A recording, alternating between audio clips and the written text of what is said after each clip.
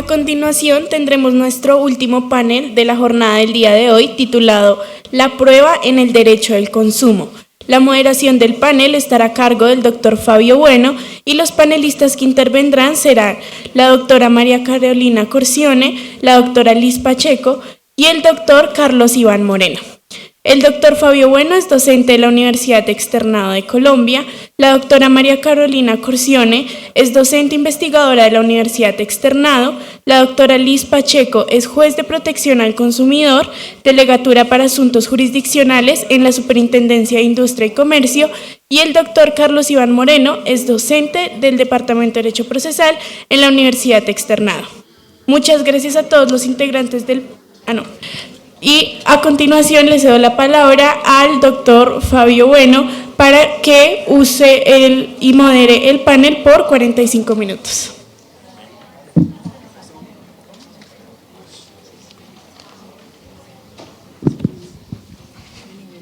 Muy buenas tardes para todos. En primer lugar, presentamos nuestros agradecimientos a las directivas de la universidad, en especial al doctor Ramiro Bejarano por invitarnos a participar de este evento, nuestras sextas jornadas de Derecho Procesal de la universidad. Nos han correspondido el análisis de la prueba en el derecho del consumo, en el pequeño universo del derecho del consumo. Hemos considerado prudente repasar algunas normas que consideramos básicas para incursionar en ese pequeño mundo. Y debemos recordar en el sentido de traer el concepto de la carga de la prueba, las disposiciones generales que contiene nuestro Código Civil en el artículo 1757, que habla de la persona que debe probar su obligación o la extinción de su obligación. Dice el 1757, incumbe probar las obligaciones o su extinción al que alega aquellas o esta. Por su parte, comparativamente, el Código General del Proceso dispone, artículo 167, carga de la prueba, incumbe a las partes probar el supuesto de hecho de las normas que consagran el efecto jurídico que ellas persiguen. Por supuesto, tiene uno en la memoria aquel principio consagrado en nuestra Constitución y en nuestro propio Código General de Procesos que dice que la ley sustancial debe primar sobre la ley adjetiva. Entonces uno llegaría a la síntesis de que quien alega una obligación o su extinción es el responsable de probarlo. También, comparativamente, a partir de las dos premisas anteriores se encuentra uno unas reglas probatorias, que son las que están consagradas en el artículo 167, párrafo segundo, que dispone, no obstante, según las particularidades del caso, el juez podrá de oficio o a petición de parte distribuir la carga de la prueba al decretar las pruebas, exigiendo probar determinado hecho a la parte que se encuentre en una situación más favorable para aportar las evidencias o esclarecer los hechos controvertidos. Se complementa este marco legal con las disposiciones especiales del Estatuto del Consumidor, en los artículos 16, 21 y 22. El 16, que se refiere a la garantía, y dispone así, exoneración de responsabilidad de la garantía. El productor o proveedor quedará exonerado de la responsabilidad derivada de la garantía cuando demuestre que el efecto se originó por fuerza mayor o caso fortuito, por el hecho de un tercero, por el uso indebido del bien por parte del consumidor o por el incumplimiento del consumidor en atender las instrucciones de instalación. Seguidamente, refiriéndose al producto, a la determinación de la responsabilidad por el producto defectuoso, el artículo 21 dispone, para determinar la responsabilidad, el afectado deberá demostrar el defecto del bien, la existencia del daño y el nexo causal entre este y aquel. Para rematar, el artículo 22 habla de la exoneración de la responsabilidad por daños por producto defectuoso. Dice, las causales de exoneración de la responsabilidad por daños por producto defectuoso son las siguientes: fuerza mayor, caso fortuito, cuando los daños ocurran por culpa exclusiva del afectado, por el hecho de un tercero, cuando no haya puesto el producto en circulación, cuando el defecto sea consecuencia directa de la elaboración, rotulación o empaquetamiento del producto y cuando en el momento en el que el producto fue puesto en circulación, el estado de los conocimientos científicos y técnicos no permitía descubrir la existencia del defecto. Ustedes considerarán que es mera coincidencia que hayamos tocado el mismo tema de la carga probatoria junto con el tema del razonamiento probatorio. Pero es que consideramos que justamente el tema de la carga probatoria, si en alguna parte tiene implicación, es en el mundo del derecho del consumo, en la relación del consumidor. A partir de este momento vamos a ingresar en ese mundo y vamos a recurrir a los compañeros panelistas, la doctora María Carolina Corchone, ex superintendente delegada para la protección del consumidor, el doctor Carlos Iván Machado, experto, entre otras cosas, en derecho del consumo y responsabilidad por el daño del producto defectuoso, y la doctora Liz Pacheco, funcionaria actual de la Superintendencia de Industria y Comercio. Doctora Corchone, a mí me gustaría proponerle que se abordaran los siguientes temas. ¿Cómo es la prueba en el trámite administrativo sancionatorio? ¿Qué características tiene y qué paralelo se podría hacer de este con el trámite judicial? ¿Qué condiciones amerita la contradicción de la prueba y la motivación de la prueba en el acto administrativo sancionatorio? Entonces, le concedemos el uso de la palabra. Muchísimas gracias, doctor. Bueno, muchísimas gracias al Departamento de Derecho Procesal por esta invitación y este último panel en una jornada extensa que han tenido todos el día de hoy. Bueno, cuando hablamos de la prueba en el trámite, en el proceso administrativo de carácter sancionatorio, hay un primer concepto que debe venirnos a la mente, es que no estamos en un litigio. No existe el concepto de partes, es la autoridad en ejercicio de funciones de inspección, vigilancia y control que está investigando a un destinatario de la norma, en general al empresario, por la presunta infracción de sus obligaciones en materia de derecho del consumo, obligaciones que están previstas en el Estatuto del Consumidor. La autoridad en una fase preliminar, de la averiguación preliminar, pues tiene a su alcance un poder para poder determinar si existe esa infracción y terminar protegiendo el interés general de los consumidores.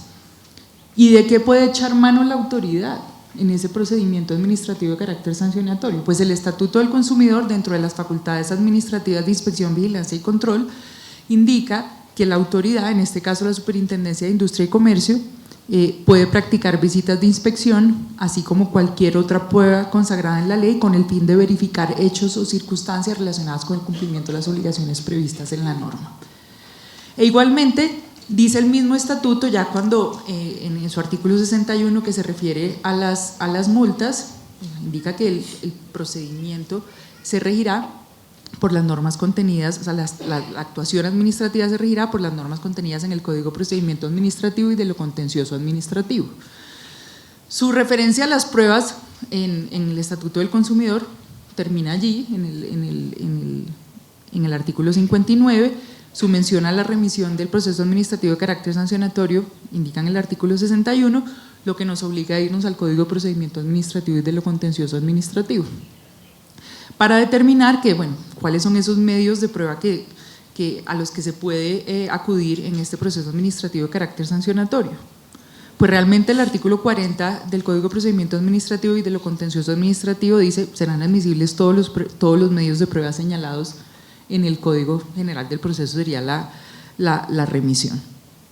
Entonces, hasta allí, ¿cuál sería la diferencia? Pues están al alcance de la Superintendencia de Industria y Comercio, en ejercicio de inspección, vigilancia y control, todos los medios de prueba previstos en el Código General del Proceso. Ahora, ¿cuál resulta el problema o la discusión actual, o el medio de prueba que se discute si es una diligencia o es un medio de prueba en sí mismo? Es la visita administrativa de inspección.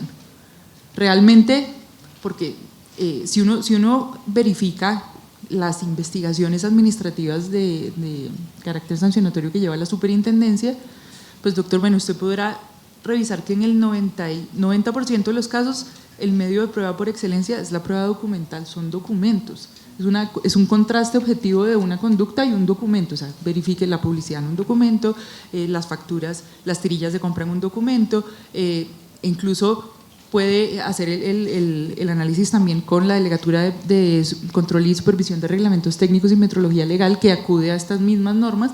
La prueba es documental, pero el punto problemático viene con las visitas administrativas de inspección. El artículo 59 pareciera enlistar la visita administrativa de inspección, la visita de inspección la llama a secas, como un medio de prueba. La Corte Constitucional en sentencia C-165-2019, una sentencia que ha sido icónica para quienes trabajamos en temas de procedimiento administrativo de carácter sancionatorio, habla de la visita administrativa como una diligencia para recaudar pruebas. Sin embargo, pues sería una discusión de cuál es su verdadera naturaleza, y allí en esa visita realmente la autoridad se llena de todos los motivos y en ese momento casi que agota la consecución o la práctica de las pruebas, porque allí termina, y las discusiones en donde se centran en si deben ser o no ser avisadas, ¿cierto? Muchos dicen, pues avísele al destinatario de la visita que lo van a visitar, y la Corte dice, no, pues hay que guardar el factor sorpresa, está perfectamente posible. Y otras discusiones se dan, pero se dan frente a que en esas visitas podrían presentarse limitaciones o restricciones a derechos fundamentales asociándola al allanamiento, la interceptación de comunicaciones. Y realmente dice la Corte, en materia de protección al consumidor, que lo que se hacen en esas visitas al final es recaudar documentos del comerciante, y que es perfectamente posible, entendiéndose que no se dan estas limitaciones o restricciones a derechos fundamentales. Entonces, la prueba en el trámite administrativo sancionatorio, ¿cierto?, teniendo a disposición la autoridad pues todo el ramillete de medios probatorios que están previstos en el Código General del Proceso, pues es una prueba en su gran mayoría documental.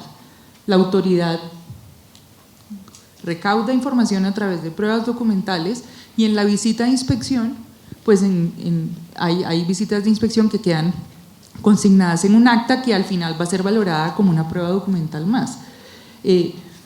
Entonces, creo que esa prueba, ese contraste queda bastante limitado a esa comparación objetiva de un hecho y lo que consta en un documento. Muchas gracias, doctora Gorcioni. Doctor Carlos Iván, por comparación, nos gustaría que usted nos explicara cómo opera la regulación, las reglas de la prueba, ya no en el trámite administrativo, sino en el trámite judicial de protección al consumidor, sobre todo haciendo énfasis en las cláusulas abusivas, en la efectividad de las garantías, en la publicidad engañosa y en la prestación de servicios que suponen la entrega de un bien. Tiene el uso de la palabra, doctor. Bien, muchas gracias. Saludos a todos los asistentes de manera presencial y virtual. Primero que todo, también agradezco a Dios y agradezco a mis colegas, profesores del departamento y al personal administrativo que contribuye en esta tarea de las jornadas. Vamos a distanciar entonces del trámite administrativo, el trámite judicial de protección al consumidor. Y lo primero que hay que señalar es que en materia de protección al consumidor hay un elenco de acciones para la protección de este. Está la acción popular, la acción de grupo, a estas no nos vamos a dedicar. Está la acción de responsabilidad civil por producto defectuoso, a esta tampoco nos vamos a dedicar. Y vamos a escoger la acción individual de protección al consumidor, que es la que se ventila ante el juez civil, municipal o de circuito, dependiendo de la cuantía, o ante la autoridad administrativa que cumple función jurisdiccional, que es Superintendencia de Industria y Comercio o Superintendencia Financiera. Quedémonos aquí. Aquí esta acción tiene unos supuestos de protección, especialmente ante la Superintendencia de Industria y Comercio, que los observamos ahí. Hay un supuesto de cláusulas abusivas que lo que permite es que una cláusula que genere un desequilibrio contractual sea declarada ineficaz, sea invalidada. En este caso, la actividad probatoria del consumidor tiene que estar dirigida a probar la existencia de la cláusula abusiva y a que ésta genera un desequilibrio contractual. Cuando se trata de efectividad de la garantía, la actividad probatoria del consumidor debe estar dirigida, entonces, a la prueba del indebido funcionamiento del producto, a lo que se conoce falla del producto y a lo que la SIC reconoce para poder proceder a la devolución del dinero, la falla reiterada, ¿listo? O la mala calidad del producto. En el supuesto de publicidad engañosa, que es nada menos que un error contractual, pero que en materia de consumo se trata de forma diferente porque no lleva a la anulación del contrato o a la nulidad relativa, se debe probar especialmente, no únicamente con pruebas documentales, que el consumidor incurrió en error. Y finalmente, en la prestación de servicios que suponen la entrega de un bien, que en este supuesto el consumidor logre demostrar la mala prestación del servicio sobre el bien mueble o inmueble del cual él se desprendió. ¿Por qué ponemos todos estos supuestos de protección al consumidor en esta acción? Porque en la normatividad de protección al consumidor, nosotros observamos que el consumidor sí tiene la carga de la prueba, pero el productor y el proveedor también. Esto es, la carga de la prueba aquí, el onus probandi, lo tiene el actor consumidor y también lo tiene el demandado. ¿Por qué es así? ¿Por qué se llega a esta conclusión? Fácilmente.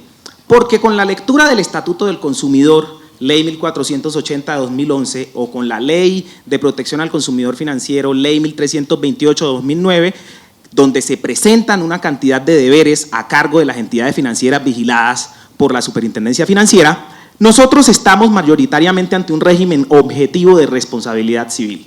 Lo que quiere decir que si el demandado, productor o proveedor, no desenvaina una actividad probatoria, no se defiende, no desarrolla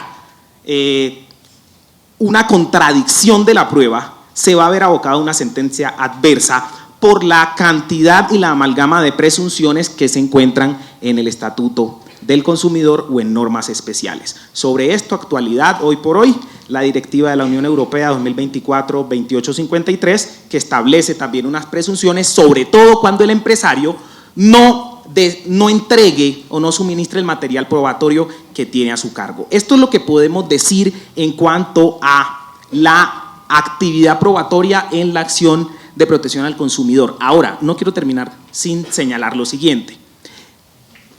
La regla del onus probandi se ve en varias decisiones de la Superintendencia de Industria y Comercio, de la Superintendencia Financiera, pero especialmente cuando se trata de indebida construcción de edificios, lo que se conoce como estabilidad de la obra. Hay una sentencia muy importante que es la del 22 de enero de 2016, proferida por la Delegatura de Funciones Jurisdiccionales de la SIC, en el caso del edificio Continental Towers, que fue un edificio que tenía unos defectos, unas fallas en la construcción, fallas en la construcción y tocó evacuarlo. En este caso, por ejemplo, se analiza muy bien la prueba, todos los medios de prueba, y se analiza muy bien el punto de la carga de la prueba que cumplieron los consumidores demandantes y que incumplió la constructora radicado 16-182-091, que es una providencia proferida por la Superintendencia de Industria y Comercio, que tuvo la pluma de nuestro profesor Gregory Torregrosa cuando trabajaba en la delegatura. Eso es lo que hay por decir. Muchas gracias, doctor Moreno. Doctora Liz Pacheco, bienvenida. Sabemos que actualmente es funcionaria de la Superintendencia de Industria y Comercio y que pues está en ejercicio del artículo 24 del Código General del Proceso, en donde desempeña algunas funciones jurisdiccionales delegadas a la superintendencia. Desde su experticia, obviamente reservando la discreción que el cargo le amerita, nos gustaría que nos hablara sobre el juez civil y la superintendencia comparativamente frente a estos temas del consumo, sobre las falencias probatorias de los consumidores demandantes y el decreto oficioso de los medios de prueba. Entonces le concedemos el uso de la palabra. Bueno, buenas tardes, muchas gracias por la invitación a la Universidad Externada, al Departamento de Derecho Procesal, al doctor Ramiro Bejarano por la invitación, a Felipe Zamudio por su gentil invitación a este panel que se denomina Pruebas en materia de consumo. Yo siempre empiezo todos los paneles en materia de consumo con una frase, y es la cliché, ¿cierto, doctora María Carolina? Consumidores somos todos, y muchos terminan demandando ante la superintendencia. Buena parte de los procesos que se llevan ante la Superintendencia de Industria y Comercio, pues en su 96% son procesos de mínima cuantía. ¿Y por qué empiezo diciendo esto? Para que tengamos un contexto de que las personas que acuden en sede judicial de protección al consumidor, bien puede ser su tía, que es la costurera, bien puede ser su abuelita, bien puede ser su hermano, bien puede ser su primo, que eventualmente no tiene la profesión de abogado. Para empezar, las acciones de protección al consumidor tienen dos jueces, o por decirlo así, quiénes son los competentes para conocer de una acción de protección al consumidor. Y tal vez por eso está allí contextualizado juez civil y superintendencia de industria y comercio. El competente para adelantar y conocer una acción de protección al consumidor es el juez civil municipal o el juez civil del circuito, en categoría de la cuantía, las pretensiones y demás. O, excepcionalmente, la Superintendencia de Industria y Comercio, quien por mandato constitucional, artículo 116 de la Constitución Política, que dice que las autoridades administrativas investidas de funciones jurisdiccionales podrán administrar justicia en determinadas materias. Una de esas materias es consumo. Ahora, ¿qué diferencia hay en que lo tramite un juez civil o la Superintendencia de Industria y Comercio a través de la Delegatura para Asuntos Jurisdiccionales? Hay que señalar que ninguna, no existe ninguna diferencia en materia probatoria. Es que de pronto el juez de la superintendencia va a darle un tratamiento diferente a diferente medio de prueba, a la documental, a la testimonial, a la pericial, a ninguna, porque el juez, pues por mandato constitucional, está sometido al imperio de la ley. Los medios de prueba están definidos en el Código General del Proceso. El decreto, la práctica, la valoración y demás será el mismo el que tendrá que dar un juez civil municipal, un juez civil del circuito o la Superintendencia de Industria y Comercio en ejercicio de las funciones jurisdiccionales. Ya decantado competencia, decantado qué tramita el juez civil, qué tramita la super, y que los dos básicamente pueden conocer asuntos de consumo y que en materia probatoria tienen que darle el mismo rigor procesal, porque el artículo 24 del mismo Código General del Proceso señala que se deberá tramitar el proceso bajo las mismas reglas procesales, es decir, la misma cuerda procesal. Ahora vamos con el segundo punto, y es las falencias probatorias de los consumidores. Y aquí va mi frase inicial: todos somos consumidores, todos posiblemente terminen después demandando, bien porque la plancha del cabello no sirvió, bien porque la lavadora no sirvió, o mucho más cuando usted adquiere un vehículo o la casa que adquiere se está cayendo a pedazos porque no la construyeron bien X o Y constructora. Y al decir que son consumidores que pues no tienen necesariamente el conocimiento en materia de pruebas, empieza Cristo a padecer. Y es que normalmente los procesos llegan muy pobres de pruebas. El consumidor no sabe cómo probar. El consumidor le dicen: ven, por haber parqueado en este centro comercial, ven, raspa y gana, y aquí tienes una rifa, y después termina atado un contrato. ¿Dónde está el contrato? No se lo entregaron. Lo único que tiene es que de su tarjeta de crédito le debitaron un monto de dinero. ¿Y con quién lo firmó? No, había una empresa que se llamaba Vacation Felices por Siempre, y no sé, pero allá terminó firmando y allá terminaron debitándole. ¿Y dónde está la prueba?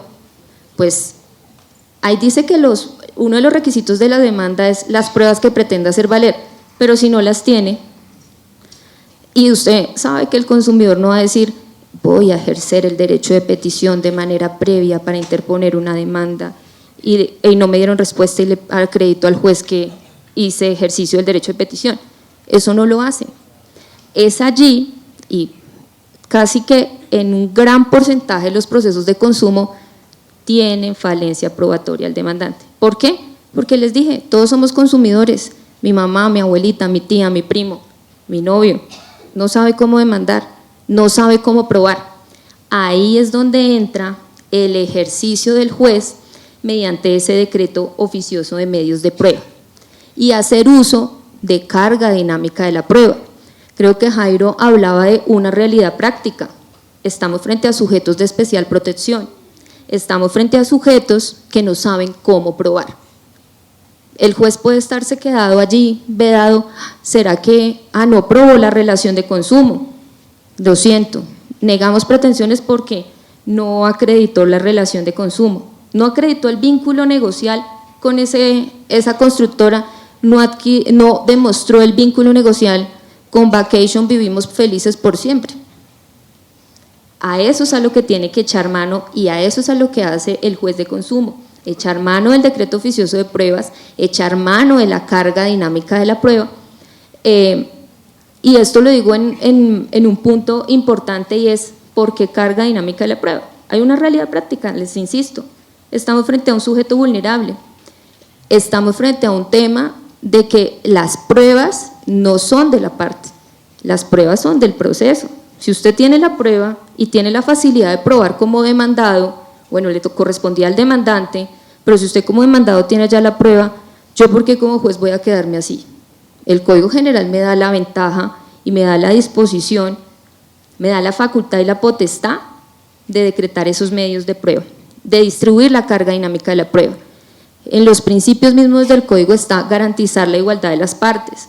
El juez tiene un deber de emplear todos los medios posibles para recabar los medios de prueba y demostrar determinado hecho.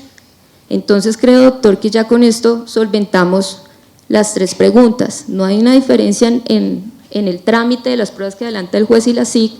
Estamos frente a consumidores que por ser sujetos de especial protección y vulnerabilidad no saben cómo probar, pero el juez sí tiene un sartén por el mango, que es decreto oficioso de pruebas y eche mano de la carga dinámica de la prueba.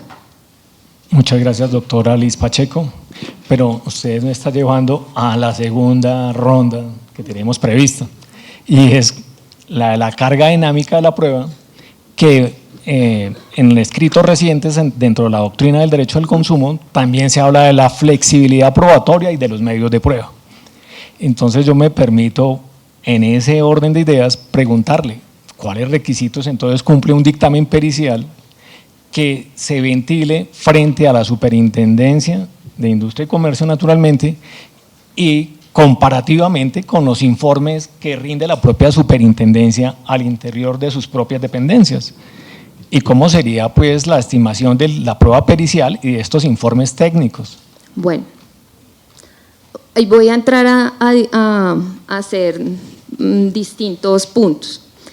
Los requisitos, pues no voy a entrar al detalle que están descritos en el artículo 226 del Código General del Proceso. Uno de las intervenciones pues decantaron incluso allí, los describieron, pues básicamente lo que dice el 226 son generales de ley, acreditar los documentos de idoneidad, señalar en cuáles casos ha intervenido, acreditar pues la idoneidad e imparcialidad. Esto pues tendrá que llegar a la respectiva contradicción para que o bien usted pida que el perito comparezca y allí lo interrogue, o adicionalmente pues a llegar otro dictamen pericial, que es lo que establece el artículo 226 del Código General. Yo creo que seguramente la pregunta del doctor Bueno va muy atada a lo que pasa con la mayoría de procesos de consumo. Y es, ya me fui de un lado explicando que la parte demandante, pues consumidores, 96% de los procesos son de mínima cuantía, eso explica el alto volumen de procesos en la Superintendencia de Industria y Comercio, más o menos 32.000 procesos. Pero entonces ya nos vamos ahora a la parte demandada, porque si el demandante no sabe cómo probar, normalmente el demandante no es el que lleva una prueba pericial. Ahora nos vamos al balón o al terreno del demandado, empresario, productor o proveedor. La mayoría de empresas lo que allegan en los procesos de acción de protección al consumidor, por el volumen de procesos que manejan, pues no puede por cada proceso de celular o por cada proceso de la lavadora allegar un dictamen pericial individualmente considerado, porque pues tiene que ser la prueba sobre ese bien o producto en el marco de la ley 1480. Muchos lo que allegan es un informe del centro de servicios. Entonces yo soy X marca, tengo mi centro de servicios y el centro de servicios lo que dice el técnico es, encontré que el celular del doctor Maximiliano Aramburo, por allá lo metió a la piscina y se sulfató. Entonces encontramos rastros de humedad y negamos la garantía. Eso es lo que allega. En específico, no puedo darle la categoría de prueba pericial a eso porque no es un perito, es un centro de servicios adscrito a la empresa que revisa los bienes para garantía y pues en los términos del 226 que ya acabo de decirles, pues no tiene la categoría de prueba pericial. Ahora, la segunda pregunta es, ese informe, entonces, no es pericial, entonces, ¿qué es? ¿Qué naturaleza tiene? Y lo que trae la norma viene, el Código General, pues viene un documento declarativo emanado de un tercero, que básicamente dice, revisé, aquí encontré, y el doctor Maximiliano lo metió, pues no sabemos si lo metió a la piscina, porque eso no lo puede decir el centro de servicio, pero tiene rastros de humedad y por eso se niega la garantía, y dentro de las condiciones de negativa garantía es la humedad por sulfatación y pues se niega. Ahora, ¿por qué yo no podría mutar la prueba pericial a documental? Porque esto básicamente violaría el debido proceso. O sea, yo no puedo sorprender a la parte y decirle, no es prueba pericial, voy a darte la categoría de documental, porque cada prueba tiene una regla o camino diferente. Entonces, la prueba pericial ya dijimos cómo se controvierte. Llega otro dictamen, pido al perito para interrogarlo. La documental pues tiene otra forma de controvertir y es tacha, desconocimiento o véngase tercero y ratifique el contenido. Entonces, en ese sentido, no puede mutar la prueba pericial a prueba documental. ¿Qué pasa? Y es que, por eso en mi intervención anterior les decía, el juez no se puede quedar tampoco maniatado y el juez también tiene que darle alguna condición a eso que allegó bien el centro de servicios, bien allegó el demandado, bien el establecimiento de comercio, porque de pronto María Carolina le da las ganas en unos 3 meses de montar un establecimiento de comercio y pues lo que allega es lo de un centro de servicios que no tiene la condición de prueba pericial ni nada similar. En ese sentido, pues ya creo que estarían decantadas las dos, los requisitos y pues cada prueba tiene un camino diferente y pues bajo esas condiciones yo no la puedo mutar, pero el juez pues tendrá que darle la naturaleza a la prueba que haya llegado como tal la parte. Muchas gracias, doctora Liz. Doctor Carlos Iván, veo que está que se habla con su cordial espíritu, pero fogoso de abogado de parte litigante. Lo escuchamos. Bien, gracias. Doctora Liz, yo esa pócima no me la voy a tomar, ¿sí? Yo creo que eso es una pócima y vamos a desgranar el punto. Vamos a desgranarlo primero.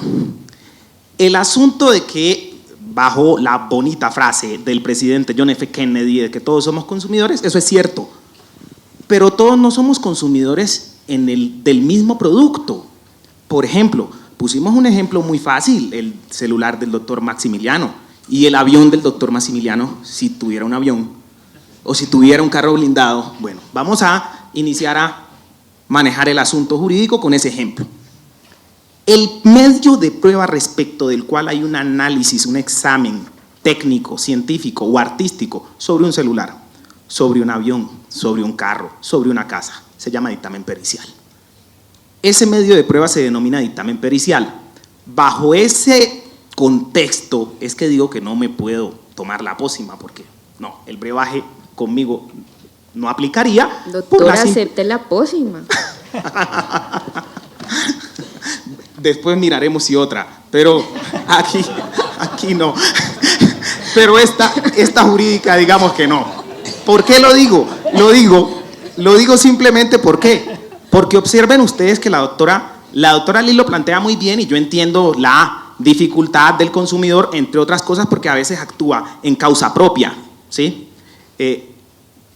Pero hay que decir lo siguiente, en muchos casos en la Superintendencia de Industria y Comercio, ¿qué ha sucedido? Se aporta un dictamen pericial, un análisis automotriz, se aporta como dictamen pericial. En el curso del proceso una de las partes dice, desisto del dictamen pericial, téngase como documento. No, así no funciona. no se puede adecuar a ningún medio de prueba, porque lo que hay detrás de esto es un derecho de contradicción. La garantía mínima de contradicción. La contraparte se preparó para enfilar su actividad defensiva respecto del dictamen pericial, no sorpresivamente con la lectura de la sentencia para que le digan se tuvo como documento.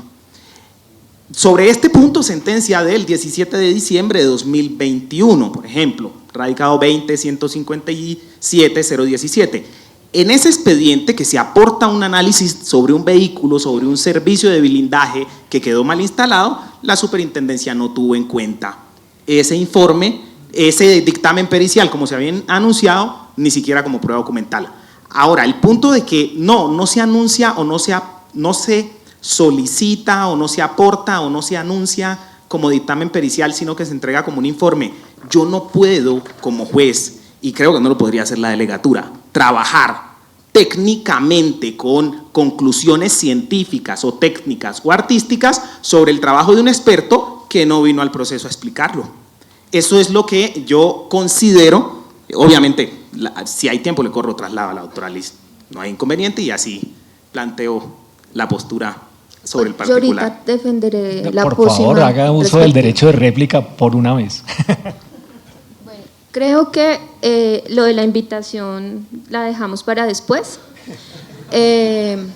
Pues acá dijo, pues entonces la dejamos para después, doctor Carlos Iván. La segunda, estamos de acuerdo en que yo no dije que la prueba pericial deba mutar a prueba documental. Dije, no puede mutar porque va en desmedro del debido proceso y el derecho de contradicción. Y precisamente les dije, cada una tiene caminos diferentes. Son dos medios de prueba totalmente diferentes y definidos en el Código General. Y las reglas de contradicción son diferentes. Ahora, ¿qué puede pasar? Y es que eso pasa en la mayoría de procesos, o no digo que en la mayoría, en un porcentaje de procesos de consumidor. Y es sí, allegan un informe. No es pericial, porque ni siquiera lo hace un perito, viene el centro de servicio, contratan a un tercero que no tiene la condición de perito como tal, y tiene que darle algún trámite o alguna condición a eso que allegó la parte, bien sea demandante o bien sea demandada. Entonces creo que habían dos puntos, estamos de acuerdo en que va en desmedro del debido proceso y derecho de contradicción. Ahora, lo que según entiendo, y pues obviamente no puedo entrar a definir lo que haya fallado el funcionario de la superintendencia, pero la solución está en que si usted presenta algo, demandante o demandada, documento, no sé, o lo llame informe técnico, porque tampoco tiene la naturaleza de prueba por informe ni similar, pues también echemos manos de los deberes que trae el Código General del Proceso y que le impone al juez. Usted tiene poderes de instrucción. Usted le puede pedir a las partes, acláreme o precíseme, cuando yo ya tengo mi demanda y mi contestación y yo digo, oiga, esto tiene un ropaje de esto o lo otro, precíseme cuál es el alcance, precíseme qué es lo que allega allí. Y de esa manera usted enruta el proceso, enruta lo que va a ser esa prueba, ese medio de prueba, para que tenga la respectiva contradicción que tenga ese respectivo medio de prueba. Entonces, ya hice mi réplica, que creo que fue larga. Doctor Carlos Iván, ¿quiere hacer uso de su derecho de réplica? No, claro. Afirmación, contestación, réplica, dúplica. Ahí cerramos. ¿Yo qué podría decir? Tengan en cuenta una sentencia muy importante, un párrafo solamente, sentencia C-154/2004. Una garantía, una vértebra del derecho al debido proceso es el derecho de contradicción con una práctica de prueba con procedimiento reglado. ¿Por qué? Tener el medio de prueba y después encasillarlo, finalmente puede afectar el derecho de contradicción de una de las partes. Ya. Muchas gracias, doctor Carlos Iván y doctora Liz. Doctora María Carolina Corcioni, para que no se nos quede nada suelto, ya que estamos tocando el tema del dictamen pericial y los informes técnicos en el que nos hemos centrado en esta última parte de esta fase de nuestra intervención, me gustaría preguntarle si el dictamen pericial que se practica en el procedimiento administrativo sancionatorio cumple con los requisitos del artículo 226 del Código General del Proceso o no, o qué pasa allí. Gracias. Bueno, doctor, creo que le respondo con otra pregunta. es: ¿el dictamen pericial se practica en el procedimiento administrativo sancionatorio, más allá de cumplir con los requisitos en materia de protección al consumidor? A este me voy a digamos referir. que la inquietud suscita justamente porque no es el más usual, pero ha habido casos en los que se ha invocado el dictamen pericial. Y la respuesta es poco común.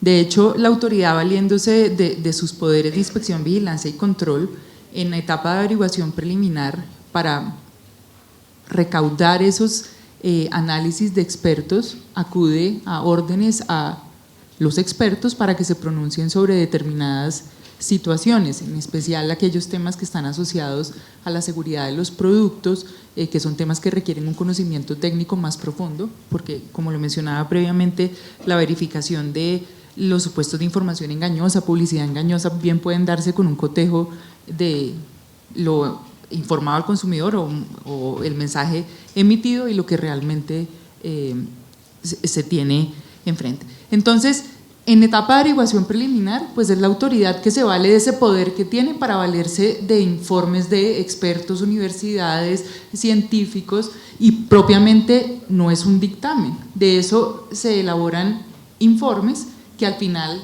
vuelven a ser valorados como documentos en ese expediente que se conforma en el procedimiento administrativo de carácter sancionatorio. Y si ya vamos al procedimiento, cuando inicia con la formulación del pliego de cargos y llega a la etapa de pruebas, cuando se presentan los descargos y el investigado solicita la práctica de pruebas, es muy poco común que se presente el dictamen pericial. Ese investigado que va a presentar informes de expertos, informes técnicos o científicos que no se les da el tratamiento del dictamen pericial, y sobre todo pues la regla más importante o la característica más importante, que no se les da la etapa de contradicción propia del dictamen pericial. Ahí la autoridad, digamos, tiene un margen de acción que es muy distinto al del juez en materia de protección al consumidor. Es una autoridad que está investigando, que tiene una posición de poder frente al investigado y puede conducir o instruir ese proceso, y no es el dictamen pericial el medio de prueba que es empleado para llegar a demostrar esos supuestos que requieren un conocimiento técnico científico específico. Termina valiéndose, y usted puede revisar casos, y si vamos nuevamente a los casos asociados a las construcciones, casos emblemáticos como los ocurridos en Medellín hace tantos años, que llevan a la Dirección de Investigaciones de Protección al Consumidor a tomar decisiones, a sancionar, pues realmente hay una serie de elementos probatorios, ¿sí?, que uno podría decir: esto reviste poder, se parece o debió de tener el tratamiento de un dictamen, pero no, son informes de universidades, ingenieros, que se terminan incorporando al expediente como un documento. Lo mismo ocurrió, son casos emblemáticos, menciono, donde la superintendencia pues se supera el conocimiento que tienen los funcionarios de la superintendencia, que con las visitas van, verifican y hacen despliegan una serie de acciones, pero cuando la superintendencia dice: de pronto yo no tengo el conocimiento técnico en esto, pues acude a las universidades. Otro caso es el caso de Dololet, el famoso fitoterapéutico, que al final no era un fitoterapéutico. Se pide a la universidad, una universidad en un departamento, se pide al final, ¿qué se le pide? ¿Qué es eso? Pues al final podríamos estar frente al medio de prueba que usted me está preguntando, pero no se le da el tratamiento del mismo. Al final termina siendo incorporado como un informe de un experto, y sobre eso se deberá pronunciar el investigado. Muchas gracias, doctora Corcione. Bueno, con este debate procuramos haber cumplido con las expectativas del auditorio. Les agradecemos su atención. Muchas gracias. Gracias.